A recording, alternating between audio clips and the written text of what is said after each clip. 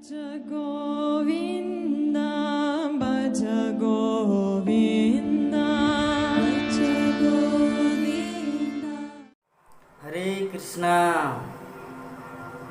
तो आज हम लोग एक विषय में चर्चा करेंगे कि हम लोग भगवान कृष्ण के साथ जो हमारा संबंध टूट चुका है, टूटा नहीं है बल्कि हम लोग भुला दिए, उसको कैसे खोए हुए रिश्ते को, खोए हुए आनंद को कैसे हम लोग पुनः प्राप्त करेंगे, इस विषय में कुछ टिप्स की आलोचना करेंगे। सबसे पहली बात है कि पिछले दिन हम लोग चर्चा किए कि कृष्ण के साथ हमारा संबंध भूलने का क्या कारण है, क्योंकि हम लोग खुद को मालिक, सच्चाई में कि हम सब क्या है, एक दास है। दास का मतलब नौकर नहीं होता। भगवान के धाम में दास की उपाधि एक बहुत बड़ा पद होता है, क्योंकि भगवान जिस थाली में खाते हैं, भगवान के जो भक्त होता है वो भी उसी प्रकार के थाली में खाता है। जब ग्वाल बाल सखाओं के साथ भगवान श्री कृष्ण गोचारण के लिए जाते थे तो क्या कृष्ण सोने की थाली में खाते थे और बाकी सब ग्वाल बाल सखा क्या स्टील के थाली में खाते थे क्या? नहीं। तो वहाँ पे कृष्ण और सखाएं सब समान, किसी भी प्रकार का भेदभाव नहीं है। तो ये भेदभाव क्यों नहीं है? क्योंकि कृष्ण सबको अपना मानते हैं, लेकिन हम लोग जब कृष्ण को छोड़ देते हैं तब कृष्ण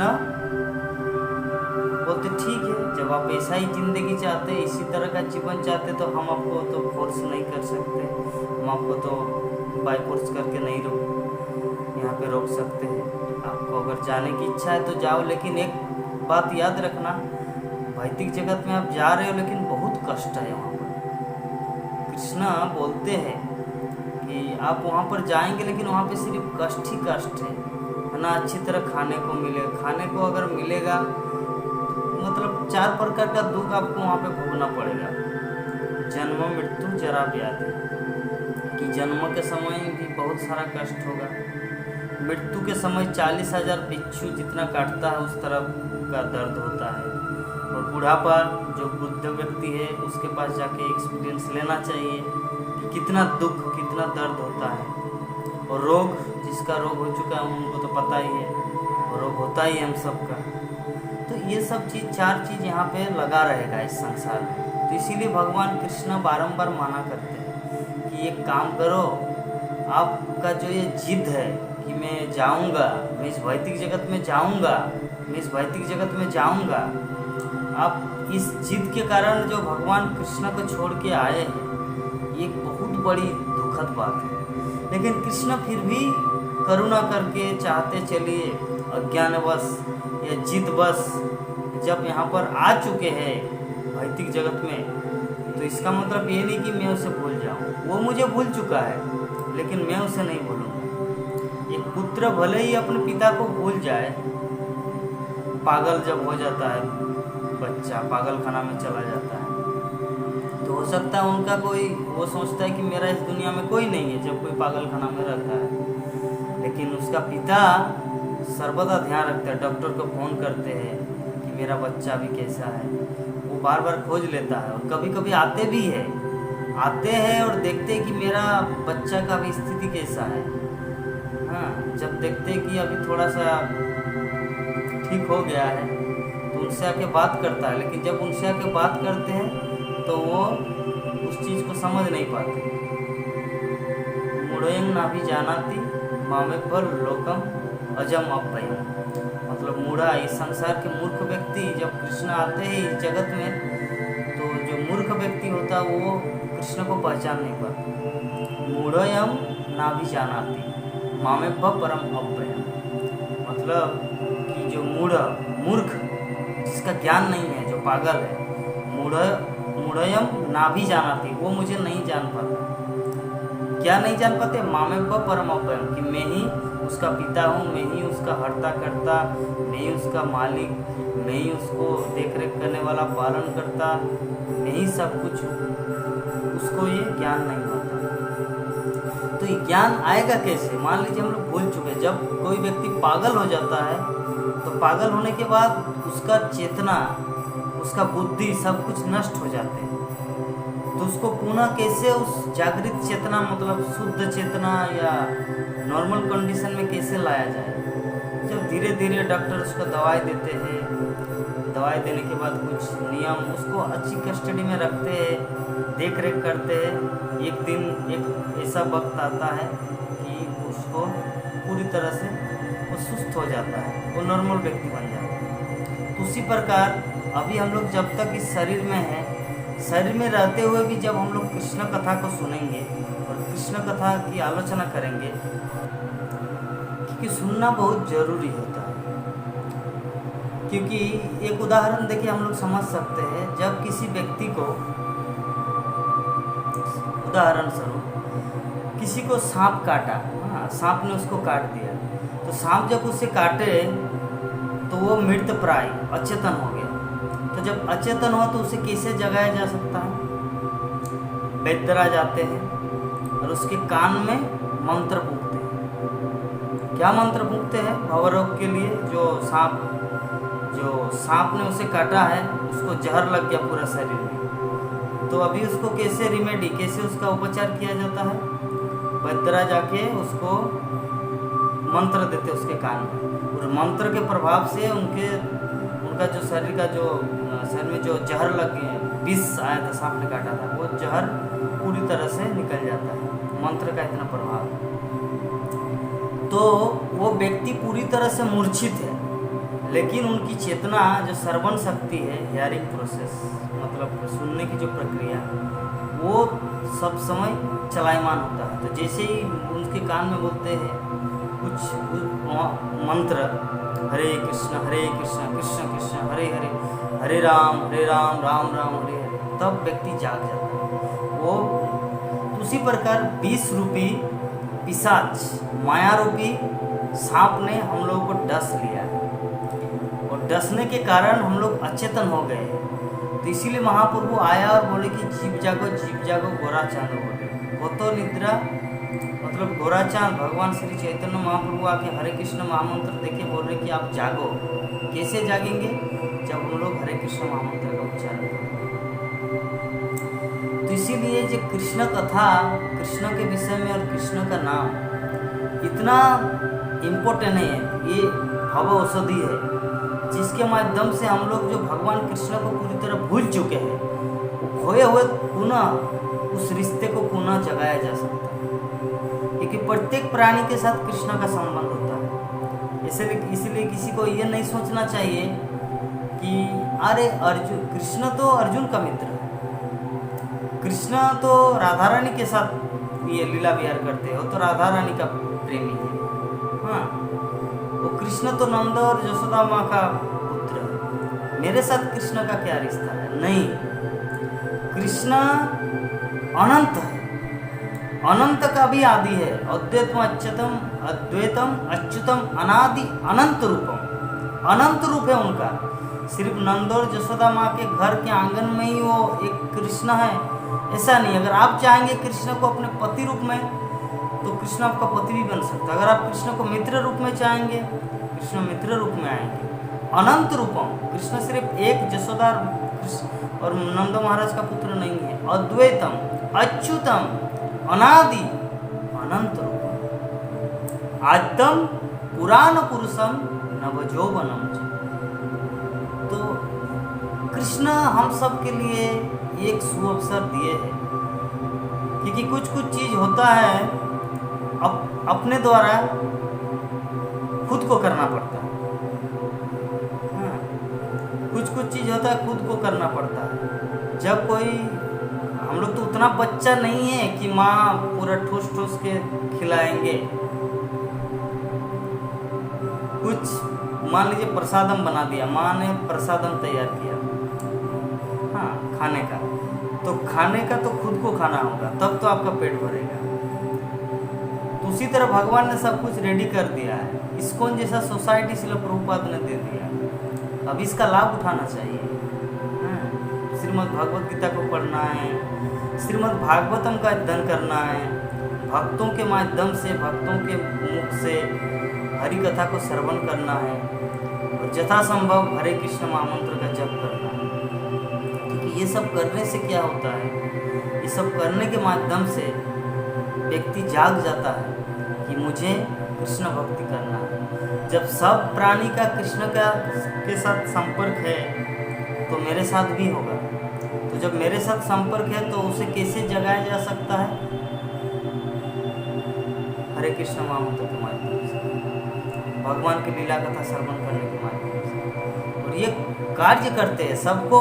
प्रारंभिक अवस्था में ऐसा होता है कि हम कृष्ण के साथ मेरा कोई रिलेशन नहीं, लेकिन थोड़ा सा एक स्टेप आके देखिए ना, फिर आपको हृदय में फीलिंग होगा, रियलाइज होगा कि रियली में आपके साथ कृष्ण का क्या संबंध है। धीरे धीरे होगा, लेकिन आप पहले ही उतना नेगेटिव मत बनिए कि नहीं कृष्ण तो सिर्फ राधा रानी का है, नहीं कृष्ण तो अर्जुन का है, कृष्ण तो वसुदेव देवकी का है, मेरे साथ कृष्ण का क्या संपर्क है। नहीं, ये तो आपका पूरी तरह से नेगेटिव थॉट होगा। थोड़ा सा पॉजिटिव लाइए ना, और एक प्रयास, कम से कम एक स्टेप आइए, इस पथ में एक बार आइए, एक बार आके एक बार देखिए क्या चीज़ है कि रियली में। बस आप कुछ मत करो, मैं आपको एक ही चीज़ बता रहा हूँ, आप मन में एक ही चीज़ का ख्याल कीजिए, अपने दिमाग में एक चीज़ को बार बार जिज्ञासा कीजिए कि संसार में क्या सभी के साथ कृष्ण का संबंध है?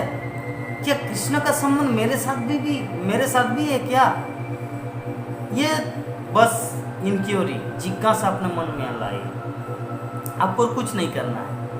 आप माला जपेंगे या नहीं जपेंगे, भगवत गीता पढ़ेंगे या नहीं पढ़ेंगे, लेकिन आपको विवेकशील प्राणी बनाया गया है, मनुष्य जीवन में आए हैं। आप बस एक चीज़ थोड़ा दिमाग में लाइए कि कृष्ण के साथ आपका कुछ संबंध है या नहीं। उसके बाद आपको मरना है तो मरिए, हाँ, जीना है तो जी लीजिए, क्योंकि संसार के जितना उम्र दिया गया विधाता के विधान में, जितना हम लोग को आयु दिया है वो तो हम लोग को जीना है, उसके बाद तो मृत्यु को प्राप्त होना है। लेकिन मृत्यु से पहले कम से कम एक काम कर जाइए। वो क्या काम है कि एक जिज्ञासा अपने मन में कीजिए। अगर आपका भगवान कृष्ण के साथ कोई संबंध नहीं है, उदाहरण अगर मान लीजिए आप सोचते हैं कि नहीं भगवान ने मेरे लिए कुछ नहीं किया, और अगर भगवान है भी है तो नहीं है, ऐसा करके मान लीजिए पूरी तरह से नास्तिकवादी है। लेकिन मैं आपको एक रिक्वेस्ट करूंगा, प्रार्थना करूंगा, आई हम्बली रिक्वेस्ट, आपको जप करने की इच्छा नहीं हो रहा, भगवत गीता पढ़ने की इच्छा नहीं हो रहा, मत करो। लेकिन एक चीज अपने बुद्धि से एक बार यूज कीजिए। क्या कृष्ण, जो भगवान श्री कृष्ण भगवत गीता में आके बहुत कुछ ज्ञान दिए, चैतन्य महाप्रभु के रूप में आके हरे कृष्ण महामंत्र का वितरण किया, तो क्या ये सच है? अच्छा छोड़िए, वो सच है या मिथ्या है वो अलग मैटर है। आप खुद को सोचिए कि अगर मान लीजिए आपका उम्र अभी 30 साल है या 40 साल है या 20 साल है, जो भी हो, 20 साल से पहले जब आप माँ के गर्भ से पहले आप कहाँ थे? क्या थे? आपका अस्तित्व था या आपके गर्भ से आपका जन्म हुआ, मृत्यु के बाद सब कुछ समाप्त हो जाएगा? ये सब कुछ इनक्यूरी, ये कुछ इनक्यूरी आप अपने मन में लाइए, बस, और कुछ नहीं करना है। एक चीज आप कीजिए मृत्यु से पहले, आज हम लोग का मृत्यु आज होगा या कल होगा या 60 साल बाद होगा या 100 साल बाद होगा, वो तो हम लोग को पता नहीं है। लेकिन बस एक चीज कीजिए कि मरने से पहले एक काम कीजिए कि ये जानकारी लेके आप मरिए कि क्या कृष्ण के साथ मेरा कोई संपर्क है। जब सभी बोलते, शास्त्र बोलते बारंबार, ममे बांग से जीवो लोके जीवो होता सनातन, हाँ, शास्त्र बार बार बोलते कि इस संसार में सभी प्राणी मेरे शरीर, मतलब मेरे अंश है। शास्त्र बोलता है, भगवान श्री कृष्ण बोलता है, समस्त आचार्य बिंद बोलते हैं, समस्त संत पुरुष महात्मा बोलते हैं, सभी भगवान कृष्ण के भक्त बोलते हैं, सभी बोलते हैं कि कृष्ण के साथ हमारा संपर्क है, कि हम उनके पुत्र हैं, कृष्ण हमारा पिता है। लेकिन जब हम उनको पूरी तरह से भूल जाने के कारण प्रकृति, माया, और जो जिस जल में हम लोग हैं वहाँ का जलर हम लोग को बहुत पिटाई कर रहे हैं। क्यों? क्योंकि हम लोग कृष्ण को भूल रहे हैं और बारंबार भूल रहे, इसीलिए और मार रहे हैं हम लोग। लेकिन एक बार थोड़ा सा ट्राई करके देखा जाए ना, जब कृष्ण बारंबार बोल रहे कि तुम मेरे पुत्र हो, you are my son, you are my person, parcel of my body, mummy बांग से जीवो लोके, तो एक बार इस चीज़ पर थोड़ा सा विश्वास कर दिया, कुछ दिन के लिए, 10 दिन 5 दिन, थोड़ा सा उस विषय में चिंतन किया जाए कि क्या कृष्ण के साथ मेरा कोई संपर्क है। अरे नहीं हो तो नहीं है, उसमें कोई तो किसी को जबरदस्ती पकड़ के तो रस्सी में बांध के नहीं रखते ना। हम तो आपको ये नहीं बोल रहे कि आपको जीवन भर ये पालन, लेकिन मैं आपको बस एक चीज़ रिक्वेस्ट कर रहा हूँ, रिक्वेस्ट नहीं, हम्बल रिक्वेस्ट, कि थोड़ा सा मृत्यु सबका आना है। हाँ, तो मृत्यु कब आएगा इसका कोई गारंटी नहीं है। ऐसा नहीं कि ठीक है जगन्नाथ प्रभु, जब आप बोल रहे हैं तो ठीक है, हम आपकी बात मानेंगे, लेकिन अभी नहीं, अभी तो मेरा बहुत उम्र बाकी है। नहीं, मृत्यु का कोई भरोसा नहीं है। ऐसा भी हो सकता है 1 मिनट बाद भी हो सकता है, 1 साल बाद भी हो सकता है, 100 साल बाद भी हो सकता है। तो 1 मिनट बाद भी हो सकता है, मतलब आपको अभी सोचना है।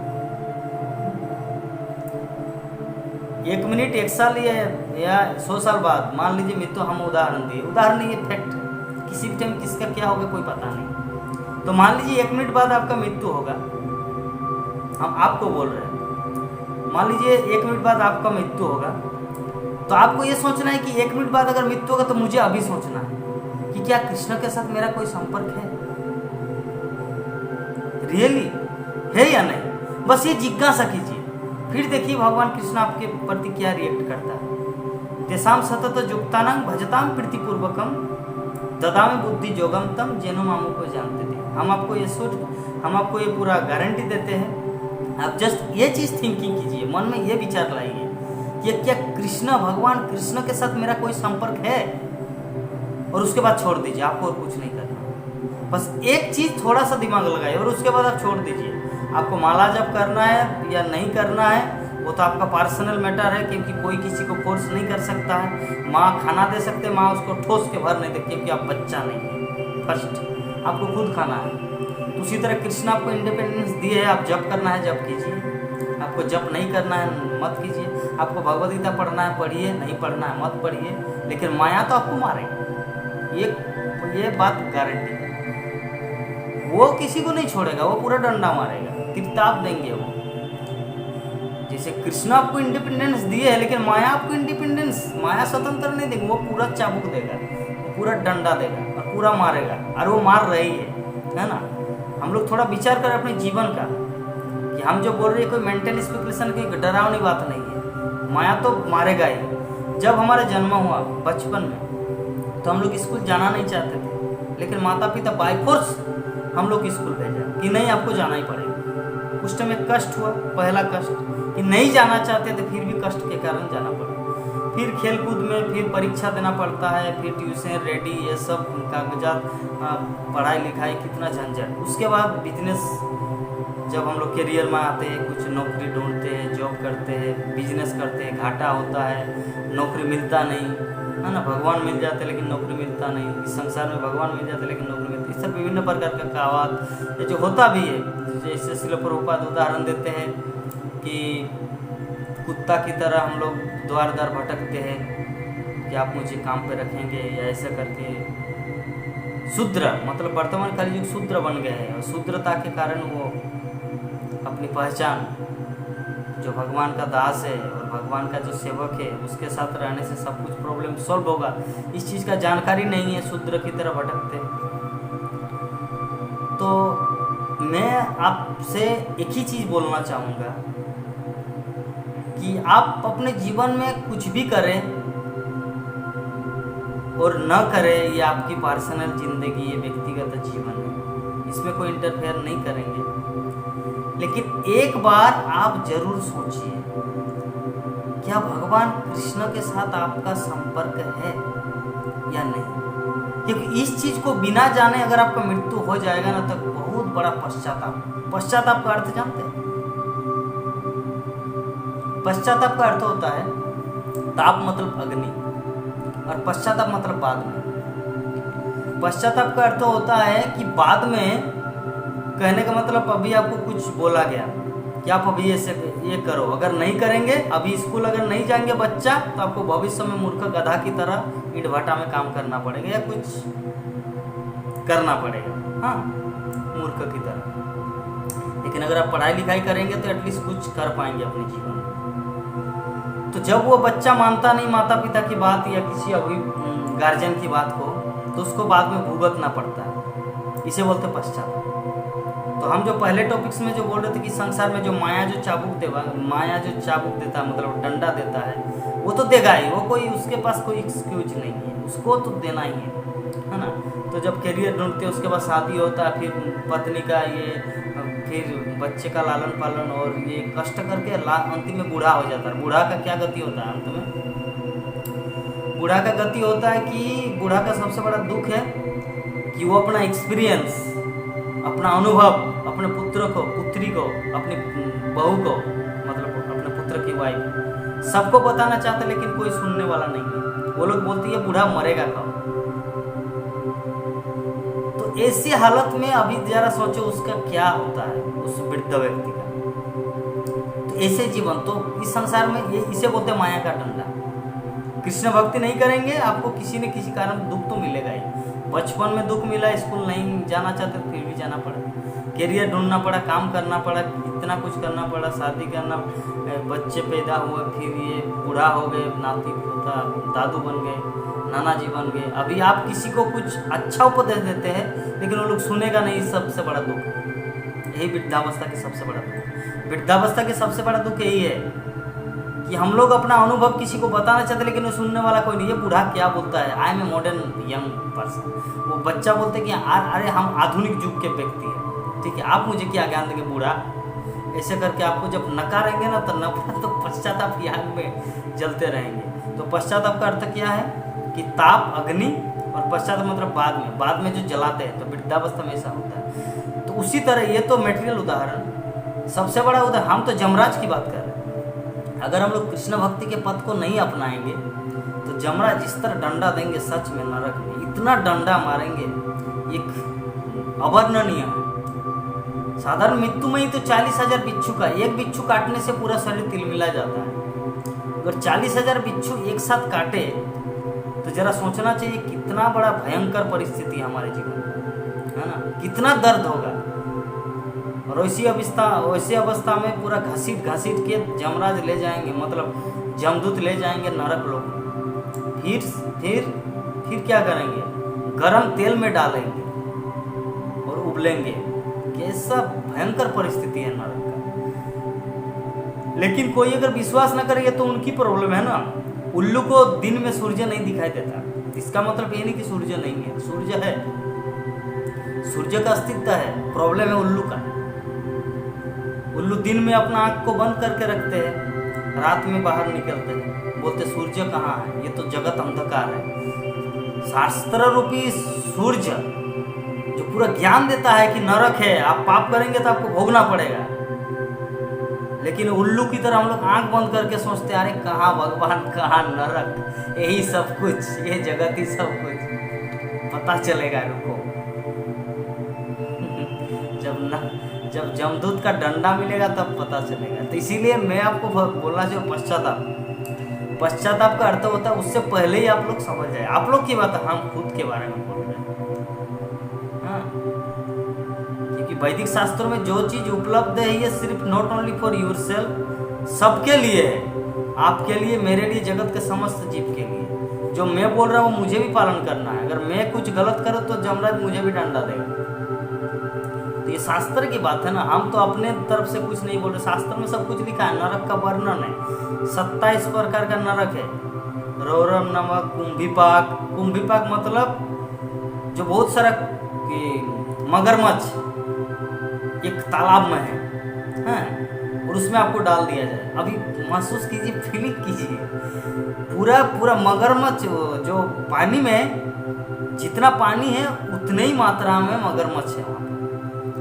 वैसे अवस्था में आप ओनली 1 पर्सन, आप एक ओनली मनुष्य है, आपको वहाँ पे डाल दिया गया। सभी क्या करेंगे, आपका हालत चबा के खाएंगे बाप। तो ऐसे में लेकिन मृत्यु नहीं होता, समस्या है जातना शरीर। ये जो हमारा भी शरीर है अगर काट देंगे तो खून निकलेगा, हाँ, लेकिन ये जो यातना शरीर है ना, ये सूक्ष्म शरीर है, हमारे मन, बुद्धि, अहंकार। स्थूल शरीर है ये पंचभौतिक से बना हुआ, जल, वायु, पृथ्वी, अग्नि और आकाश, 5 तत्वों से। लेकिन जो यातना शरीर है, यातना मतलब कष्ट, यातना संस्कृत शब्द है जिसे हिंदी में बोलते हैं कष्ट, कष्टदायक शरीर, यातना शरीर। यातना देह मिलता है, जमराज उसे यातना का शरीर प्राप्त करते हैं। ये स्थूल शरीर तो यहीं पर शमशान घाट में उनको दफनाया या जलाया जाता है, लेकिन वो सूक्ष्म शरीर जब चला जाता है जमलोक में, तो जमलोक में जब वो सूक्ष्म शरीर चला जाता है तब उसको यातना शरीर दिया जाता है। और जमराज उसे वो यातना शरीर जैसे कुंभीपाक, रौरव, विभिन्न प्रकार का जो अलग अलग नरक है, तो एक उदाहरण दे कुंभीपाक का। तो जरा सोचिए कि पूरा तालाब में मतलब मगरमच्छ है और crocodile, that is called crocodile, तो वहाँ पे आपको डाल दिया गया। आपको क्या, किसी भी को क्या हो, क्या फीलिंग होगा यार?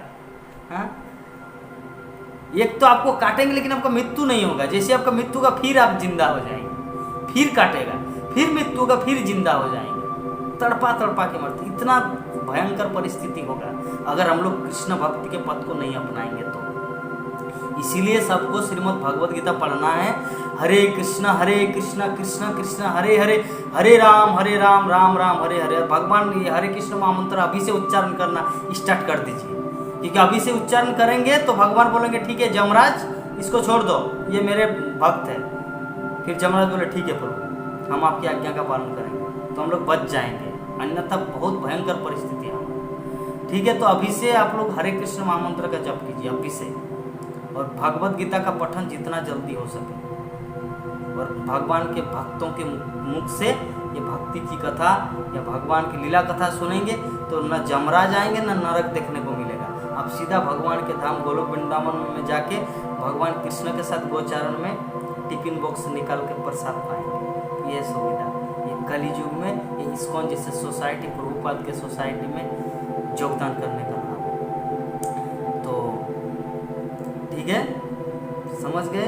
कुछ अगर इंफॉर्मेशन या किसी भी तरह का कुछ जानकारी के लिए मुझसे कांटेक्ट कर सकते हैं। मेरा नंबर ईमेल सब दिया हुआ है, मुझसे पर्सनली भी बात किया जा सकता है। ओके, हरे कृष्णा कृष्णा कृष्ण हरे हरे, हरे राम राम राम हरे हरे। जय जगत गुरु श्री प्रभुपाद की जय।